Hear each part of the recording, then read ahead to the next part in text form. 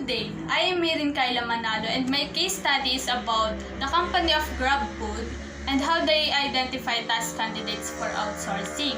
So for the overview of the company, the food delivery service has been a trend since companies like GrabFood emerged. This service offered a new change to the industry as almost all of the food chains and restaurants offer delivery service. People has different perceptions about delivery service as there are factors affecting customer satisfaction regarding delivery service. Next is the perspective or the point of view of the case study. So the researcher's overview of the company is based from the article Outsourcing to Online Food Delivery Services, Perspective of F&B Business Owners. For the time context of the company, it came from the news article GrabFood Delivery Lunch in Philippines in a Smart City that is created on July 6, 2018. The researcher gathered information about the short historical background of the company from the article Improving Livelihoods Through Food. GrabFood commemorates first anniversary in the Philippines by celebrating success and growth of the merchant partners in the link that you can see at the screen. The researcher came up with the current situation that leads to problem by analyzing what is going on the society. With the help of gathering facts, the researcher found some problems on outsourcing GrabFood, specifically now on pandemic. So by formulating some questions, the researcher created the statement of the problem that will serve as guide throughout the study. Next is the SWOT analysis for food delivery service that came from the article SWOT analysis that fits perfectly for a delivery service company that gives data for the researcher what are the strengths, weaknesses, opportunities, and threats of GrabFood. The researcher formed these alternative courses of action through finding solution for the current problem. So the researcher analyzes thoroughly what are the possible ways to solve the current situation. So by gathering all the information, the researcher also formed a conclusion that summarizes about the study performed by the researcher. Regarding the study, this recommendation came from the article Outsourcing to Online Food Delivery Services, Perspective of F&B Business Owners, that talks about what the company can improve on outsourcing their business. Last is by collecting a lot of information, identifying task candidates for outsourcing is applicable for the study based on what researcher gathered. So for the time context of the company, GrabFood was officially launched in November 2018 in the Philippines. It has the widest selection of restaurants and largest operational footprint in the country with 35 locations and counting, and dedicated pool of delivery partners nationwide. It is a major partner of McDonald's, KFC, Pizza Hut, Bonchon, the Max Group, and almost every major quick service restaurant brand in the country, including being the only accredited end-to-end food delivery partner of the Jollibee Food Incorporation. It is also the trusted partner in the growth of small and medium enterprises like Jolly Pips. So for the historical background of the company, GrabFood and GrabPay is part of its Smart City vision where users can book rides, order food, and pay for services by just tapping on their mobile phones. Grab officials, it is said by the Grab official, it is the next major step in our move to serve the daily needs of consumers. Food delivery is a natural extension of our transport offerings. So, the food delivery service was launched in Jakarta in 2016 and was later be tested in Bangkok, where it became a revenue driver for partner merchants. GrabFood connects users to nearby restaurants and allows real-time delivery, tracking, and will compete with Foodpanda and Lalamove. So amidst COVID-19, food delivery service providers are having problems how to effectively outsource their business. Because of the pandemic, there are health protocols in every food industry that maximizes the time of picking orders by the food delivery services. Specifically, the GrabFood, which is the common food delivery service in the Philippines, the health etiquettes and protocols takes a lot of time for deliveries that can lead to low customer satisfaction rates. So the researcher create the statement of the problem, and this study aims to know how GrabFood, as a food delivery service, identify their task candidates for outsourcing. Specifically, the researcher attempts to answer the following questions. First is how food delivery services, especially GrabFood, outsource their business. Second question is how do the food delivery services identify the task candidates for outsourcing their business? And lastly, what are the tasks in food delivery service that can be outsourced? So the next part of the case study is the area of consideration, or it is known as the SWOT analysis of the company. For the strengths, the biggest among the strength is the customer loyalty. When it comes to deliveries, customers don't like to experiment or explore much. Sticking with the same brand gives them a sense of assurance. As a result, as an executive of a delivery company, you can be sure to always retain your customers unless you make a major mistake. Another huge strength of a delivery service company is that they are always available.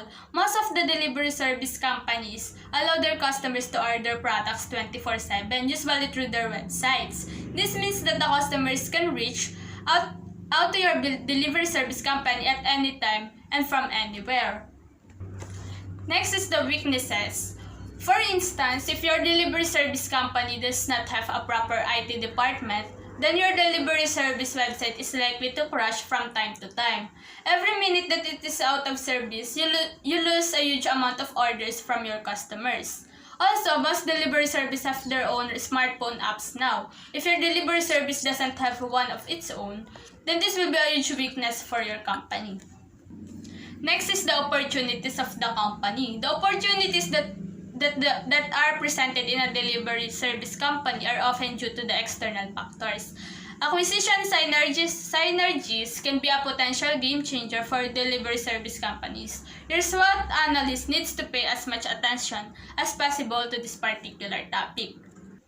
So the last area of consideration are the threats. So delivering goods from one part of the country to the other, when you have hundreds and thousands of people protesting and rioting in the streets, becomes a steep task.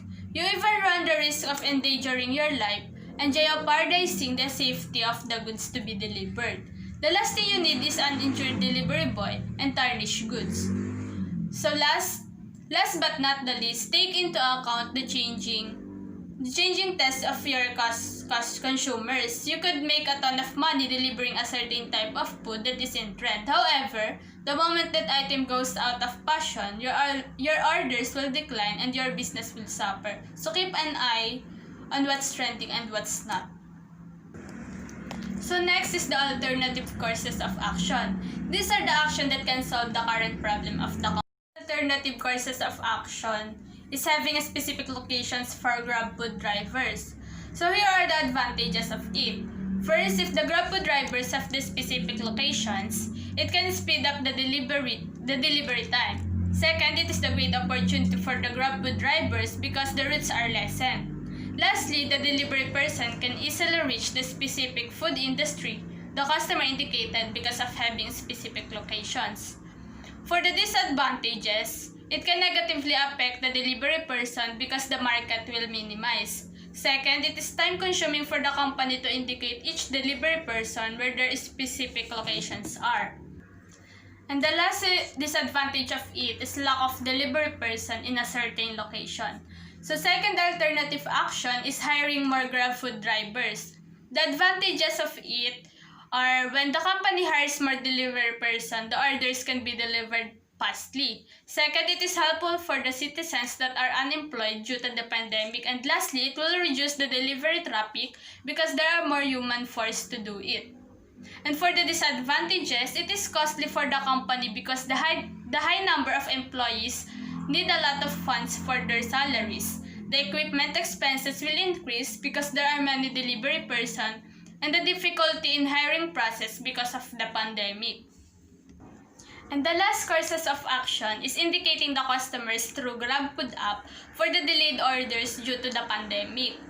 The advantages of it are the customer will expect that the food they ordered may be delayed, less complaint for the delayed delivery, and the delivery person can efficiently pick up the orders. For the disadvantages, the customers do not want delayed delivery of orders. Second, it can lead to poor customer satisfaction rates. And lastly, the delivery person may abuse the time because it is indicated that he or she will be delayed. So next is the conclusions. Food delivery services like GrabFood outsource their business by partnering with different food industries. The GrabFood have their own app that have the outsourced food list of such food industries. So they identify task candidates for outsourcing their business by seeking factors why to outsource their business. The findings assert that the increase of revenue, exposure, and convenience have the most significant impact on the decision made to outsource the third-party online food delivery service. It is also believed that online delivery service plays a big role on enhancing customer satisfaction and the experience through various methods of payments, the availability of ratings and reviews, and minimal human interaction. So there are a lot of tasks in food delivery services that can be outsourced. These are the accounting, the customer service, website maintenance, order processing, telesales, appointment setting, and the social media marketing. So for the recommendations, technology has been creating new dining experience, and it has a significant role in changing the ways customers choose to dine. There is a promising growing potential in the food delivery service. Opportunities are arising along with challenges resulted from the competitive business environment. It is essential for the food delivery businesses to be constantly aware of the changes occurring in customer trend and preference, as there would be new consumerism surfacing consulted from the changes of generation. So the online food delivery service is also deemed to be more appealing to smaller restaurant businesses that may not have the capacity to incorporate delivery service to their business functions.